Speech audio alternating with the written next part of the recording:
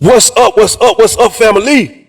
I'm a determined black man, John Jay, and as usual, I'm determined to reach at least one someone out there listen to the sounds of my voice, if not each and every one of you all. Hey, on today.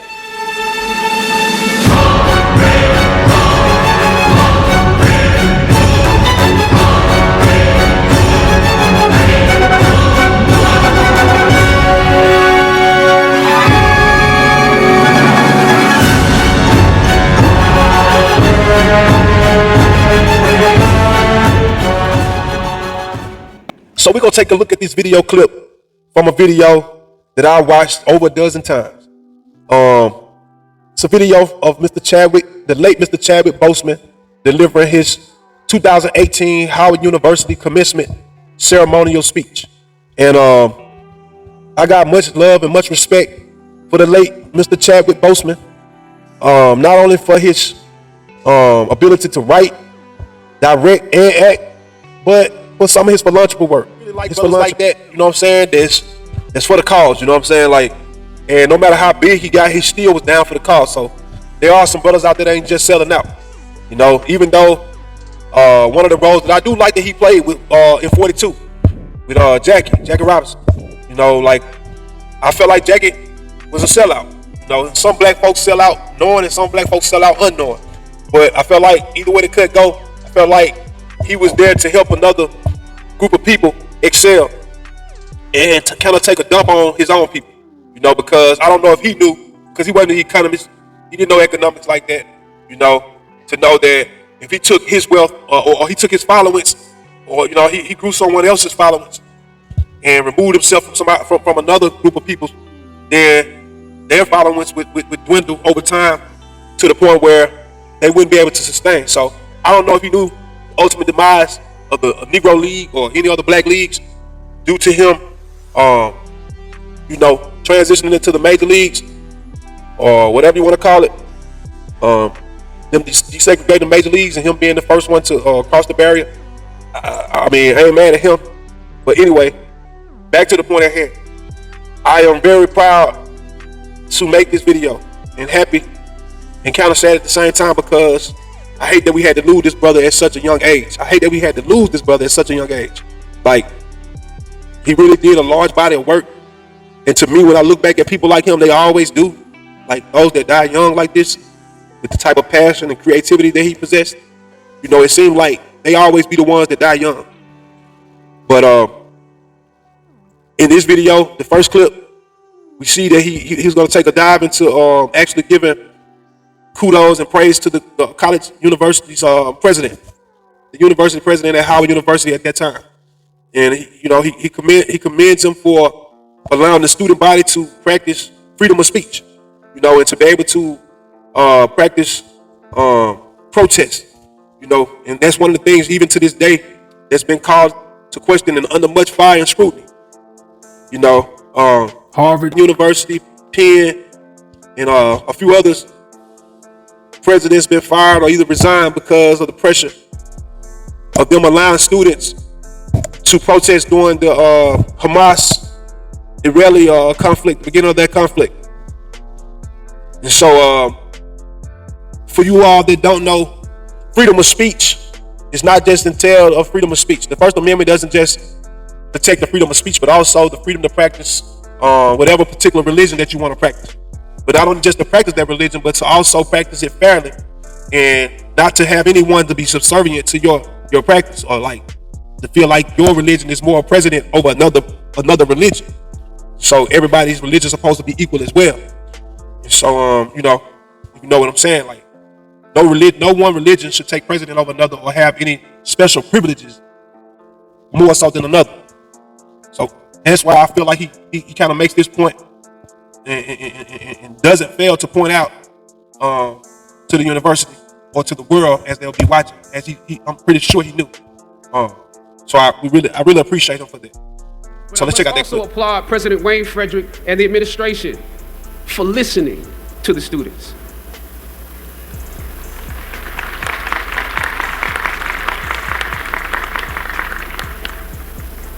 Your freedom of speech was exercised in a way where you can contribute to this place. It also shows that you can contribute to the democracy. The administration and the campus police at the time when I was protesting was not nearly as open-minded as this current one. I know this was a difficult time, but because of both of you, I believe Howard is a few steps closer to the actualization of its potential, the potential that many of us have dreamed for it. Students, your protests are also promising because many of you will leave Howard and enter systems and institutions that have a history of discrimination and marginalization. The fact that you have struggled with this university that you love is a sign that you can use your education to improve the world that you are entering. Okay. So in this next clip, we're gonna see my second point. We're gonna see my second point of the stereotypes and how they use the stereotypes to indoctrinate. So in my second point, you're gonna see how they use the stereotypes to indoctrinate. He's gonna show you how they try to use certain movie roles, which he questions, which I appreciate. As we just went through this with Cat Williams on the Shannon Shaw podcast, Shay, when he exposed how the movie industry and the different execs want to force certain types of roles on you, and when you question them, then you get dealt with accordingly. You know what I'm saying? Like, I ain't saying they put their hands on you like that, but they take their hands off. I was on a roll when I entered the system of entertainment, theater, television, and film. In my first New York audition for a professional play, I landed the lead role. From that play, I got my first agent.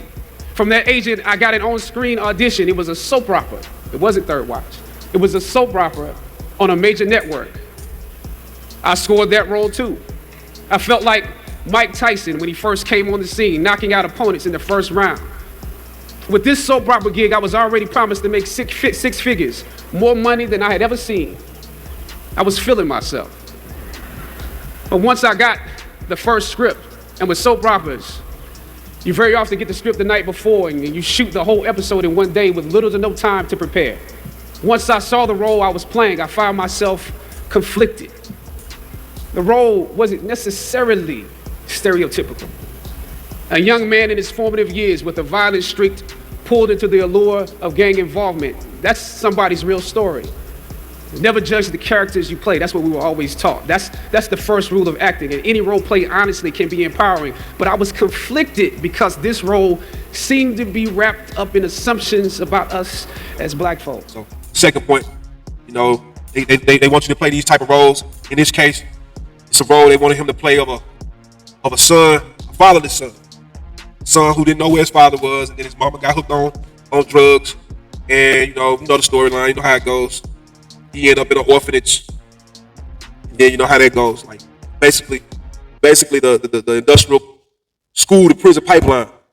You know, that process being indoctrinated into the heads and minds of the youth. And you know how the indoctrination goes. You know how that stuff goes, man. When you see something, hear something perpetually, then you become what you consume. Like they say, you become what you eat.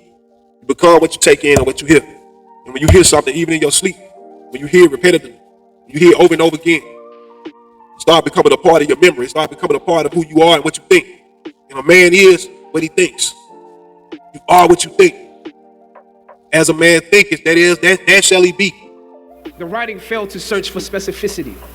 Plus, there was barely a glimpse of positivity or talent in the character, barely a glimpse of hope. I would have to make something out of nothing. I was conflicted. Howard had instilled in me a certain amount of pride, and for my taste, this role didn't live up to those standards. It was just my luck that after filming the first 2 episodes, execs of the show called me into their offices and told me how happy they were with my performance. They wanted me to be around for a long time. They said, if there was anything that I needed, just let them know. That was my opening. I decided to ask them some simple questions about the background of my character, questions that I felt were pertinent to the plot. Question number 1, where's my father? My fatherless son. Son who didn't know where his father was. The exec answered, well, he left when you were younger. Of course. Okay. Question number 2, in this script it alluded to my mother not being equipped to operate as a good parent. So why exactly would my little brother and I have to go into foster care? Matter of factly, he answered, well, of course, she's on heroin. Point three, when you start questioning them, the roles that they try to give you, and you start raising questions as, like active questions, like, why doesn't he have a father? Why does his mother have to be on drugs? Why does he have to, get kicked out into the streets? Then they start looking at you like one of them smart ones. You one of them smart ones, huh? So the next thing they do is go see here at the next one. That could be real, I guess. But I didn't want to assume that's what it was. If we're around here assuming that the black characters in the show are criminals on drugs and deadbeat parents, then that would probably be stereotypical, wouldn't it? That word stereotypical lingered. One of the execs pulled out my resume and began studying it. The other exec wore a smile, trying to live up to what they had promised me only a few moments before. If there's anything you need, just let us know. They start creating ways to humiliate you. They start trying to dig dirt up on you. They start trying to find ways to say that you're crazy, that you don't know what you're talking about. They have other celebrities with major influence to come out and say something bad about you. The sellouts. So, that's point number three. And when you question them, then, they're going to come out with ways in point number four to humiliate you. Point number three, when you question them, they're going to come out with point number four, ways to humiliate you or ways to try to defame your character, to bring you down, to make you like you the bad guy. And so, like I said, when you go and really look at the Cat Williams situation, it's still taking place right now. You will really see that it is a thing. It's not just by chance. It's not just a couple of celebrities having a rant. This man gave his speech at the #1 HBCU, Howard University. So he was making these points for a reason, and he was giving them to the next generation, which by now can see what he was talking about. I'm sure if I found some of these people from that class and interviewed them, which may be a good thing, something we can do, they would probably tell us how impactful this message was to them and for them, and that they can see the truth already. So, I didn't know if you guys had decided on all the facts, but maybe there's some things we could come up with, some talent or gift that we could build. Maybe he's really good at math or something. He has to be active. I'm doing my best not to play this character like a victim. So you went to Howard University, huh? The exec holding my resume interrupted, peeking over the pages. Yes, I said proudly. As you have seen, things move really fast around here. But we are more than happy to connect you with the writers if you have suggestions. Yeah, I said, that would be great. I said, because I'm just trying to do my homework on this. He slid my resume back in his desk and said, thank you for your concerns. We'll be watching you. I left the office. I shot the episode I had come in to shoot on that day. Probably the best one I did out of the three because I got what was bothering me off my chest. I was let go from that job on the next day. A phone call from my agent. They decided to go another way. The questions that I asked set the producers on guard and perhaps paved the way for a less stereotypical portrayal for the black actor that stepped into the role after me. As the scripture says, I planted the seed and Apollos watered it. But God kept growing. God kept it growing. Yet and still, when you invest in a seed, watching it grow without you, that is a bitter pill to swallow. A bitter pill. Anybody that's ever been fired knows what I'm talking about. Even if you really don't want the job, when they let you go, it's like any breakup. You act like you don't care. I didn't need that damn job anyway. I didn't need them. But when you have those moments alone, you start to wonder if there was a better way to handle it. And if you could have handled it better, maybe you could help your family. And then before you know it, you're broke. And you find yourself scraping together change just so you can ride the subway so that you can get the next job. And maybe if you could book something else, that would eclipse the feeling of doubt that's building, but it seems like you can't pay them to hire you now. My agents at the time told me it might be a while before I got a job acting on screen again. Well, that was fine because I never wanted to act in the first place. And I definitely didn't want to be caught dead going after a fake Hollywood pipe dream. I'm more of a writer-director anyway, so forget their stories. I can tell my own stories. But am I actually blackball. We're hesitant about sending you out to some people right now because there is a stigma that you're difficult. Point five. You get blackballed. You get cut off. You get industry exiled. You know what I'm saying? And Cat Williams alluded to this on the Shannon Sharp podcast. You get cut off. Nobody want to do business with you. You know, you got what they back in the days they called it leprosy. You got leprosy. So, you know, nobody want to deal with you. Nobody want to do any business with you. That's how it goes. They cut you off. So now you can't be heard if nobody wants to hear from you because they feel like what you're saying is not of relevance. They feel like what you're saying, oh, you just talking, you just crazy. You just going against the people. You don't want nobody else to make no money. Just because nobody like you, you don't want nobody else to make no money. So that's what they start doing. That's what they do.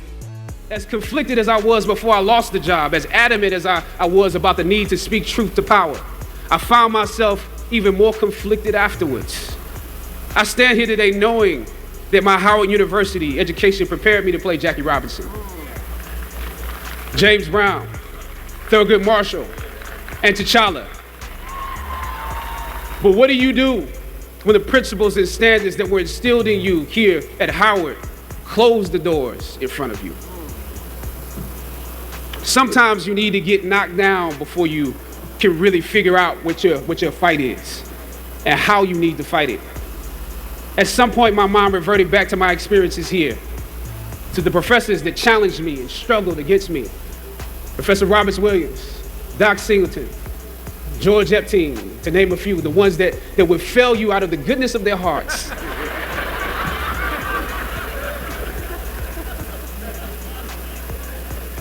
And this may be hard to grasp for some of you right now, but I even considered President Swagger and how negotiating with him was practice for a world that was considerably more cruel and unforgiving than any debate here, one that had no interest in my ideals and beliefs.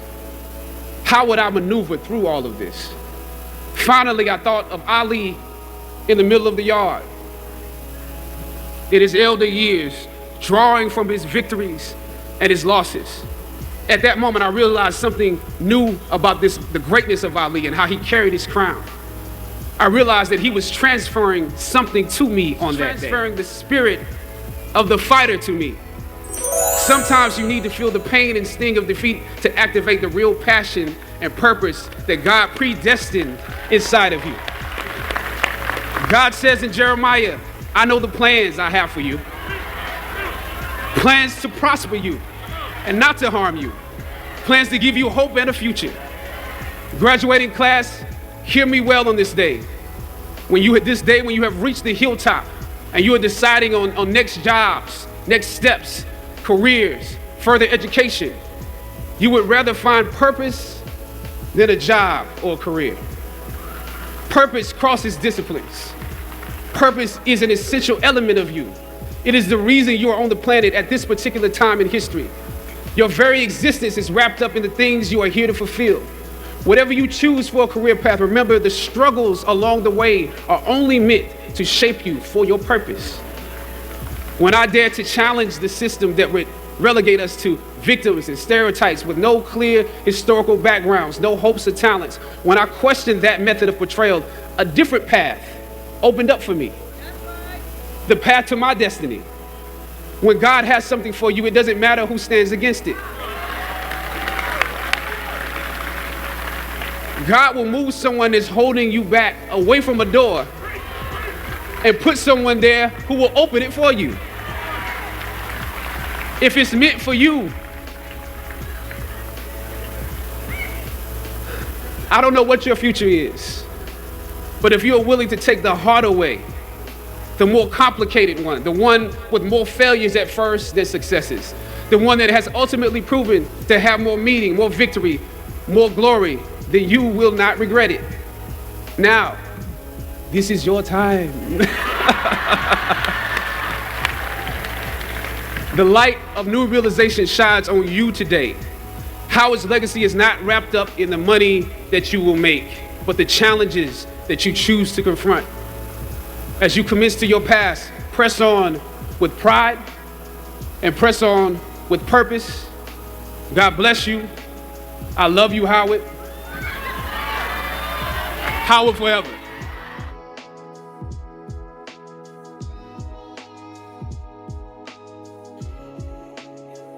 I want y'all to hit that like button. Make sure y'all subscribe to the channel. Hit the notification bell so you'll be notified each and every time I drop any hot new content to this channel. This is for educational purposes only, you know, and to pay tribute to the late brother Chadwick Boseman and all of his great bodies of work. We appreciate him. We want to give our condolences to the family and anyone that loved him. He's a great man, did a lot of great things, and may his legacy continue to live on. Chadwick forever. Chadwick forever, my brother. All right, so I want y'all to always remember to never let your pain get the best of you. Always seek purpose and exercise it with passion. I wrote this insert for you all and someone that I hope that gets inspired and motivated to do so. And it reads, in every heartbeat of the young and resilient, there echoes a potential so vast it can transcend the trail set before them. To the young black souls lighting the paths of tomorrow, know that the pain you may encounter is but the fire from which the steel of your spirit is forged. Your history is rich with the stories of ancestors who transformed sufferings into staggering strength and purpose. Let their legacy be the wind beneath your wings as you soar towards horizons of promise. Embrace each failure not as a setback, but as a stepping stone, for in the alchemy of growth, every mistake is a lesson in disguise, crystallizing into the wisdom that fuels your passion. Your journey is unique, a tapestry woven with threads of determination and resilience. Stand tall, for in every challenge lies an opportunity to rise. And within you resides the power to fashion a future defined by the brilliance of your dreams. Turn your pain into your purpose, and let that purpose light your passion with an unquenchable flame. Remember, you are the architects of innovation, the heartbeat of progress, and the champion of change. I hope that someone out there is moved in a more positive direction from this video. I hope that y'all hit the like button, subscribe to the channel if you hadn't already done so, hit the notification bell so you'll be notified. And I am a determined black man, John Jay. Until the next time, I hope that you all stay up, stay humble, and stay good people. I'm out.